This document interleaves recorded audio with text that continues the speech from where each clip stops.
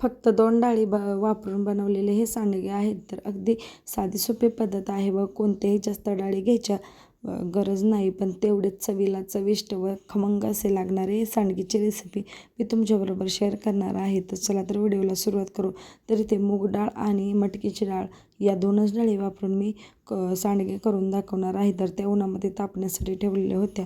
त्यानंतर एक थोडासा ओला नॅपकिन करून घेतलेला आहे. त्यावरती 1 वाटी इथे मी मुगाची डाळ घेतलेली आहे. तर ती आपल्याला पुसून घ्यायची आहे, कारण बाजारामध्ये भरपूर असे त्यावरती पावडरी लावल्या जातात. तर ती स्वच्छ असे आपल्याला ओल्या नॅपकिनने कोरडी पुसून घ्यायची आहे व कोरडी करून घ्यायची आहे. तुम्हाला जर धुवून घ्यायची असेल तर आधी धुवून घेऊन चांगली उन्हामध्ये कडक अशा वाळवून घ्यायच्या पुन्हा.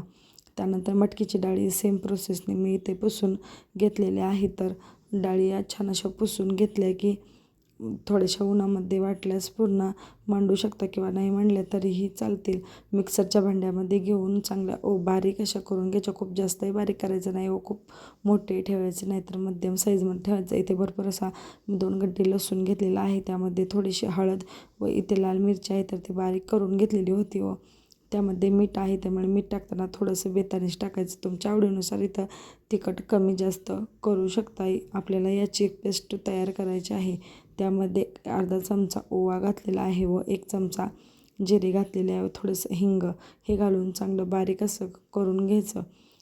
आपली तयार झालेली लसणाची चटणी, तर ही चटणी आपल्याला वापरायची आहे. त्यानंतर एक सिक्रेट टिप म्हणजे कसुरी मेथी घालायची. यामुळे आपल्या भाजीला व सांडग्याला चव खूप छान अशी येते. तर नक्की एकदा वापरून पाहावं कसे सांडगे लागतात तेही नक्की सांगा. इथे कोथिंबीर घेतलेली आहे व आपण तयार करून घेतलेली लसूण चटणी घेतलेली आहे. तुमच्या आवडीनुसार तुम्ही ते कमी जास्त लसूण चटणी वापरू शकता. चवीनुसार मीठ घालायचं. मीठ थोडं बेताने घालायचं, कारण आपल्या चटणीमध्येही मीठ आहे. त्यानंतर पाणी घालून छान असा गोळा मळून घ्यायचा.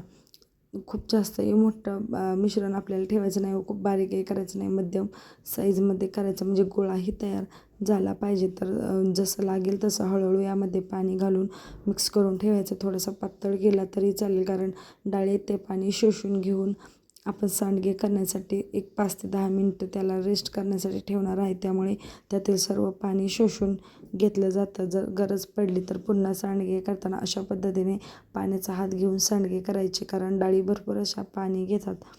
तर घेऊन छान असे ताटावरती बारीक बारीक साईज किंवा तुम्हाला आवडेल त्या आकारामध्ये ते तुम्ही सांडगे तोडून घेऊ शकता. तर अशा प्रकारे दोन्ही अंगठा व 2 बोटाच्या साहाय्याने सांडगे तोडायचे असतात. तर व्हिडिओत दाखवल्याप्रमाणे तुम्ही सांडगे नक्की तोडून घ्या. खूप छान व आकीव असे होतात. अशा प्रकारे मी सर्व सांडगे आहेत तर ते तोडून घेते. एकदमही जर पीठ केलं तर एकदम मळायचं नाही, तर हळूहळू एकटे असताल तर थोडं थोडं पीठ करून मळून घ्यायचं. तर पहा, तयार झालेले आपले कडकडीत असे उन्हामध्ये 2 ते 3 दिवस वाळवून घेतलेले आहेत. तयार झाले सांडगेची रेसिपी. कशी वाटली ते मला नक्की सांगा व यापासून भाजी करून जर पाहायची असेल तर मला कमेंट करून नक्की सांगा.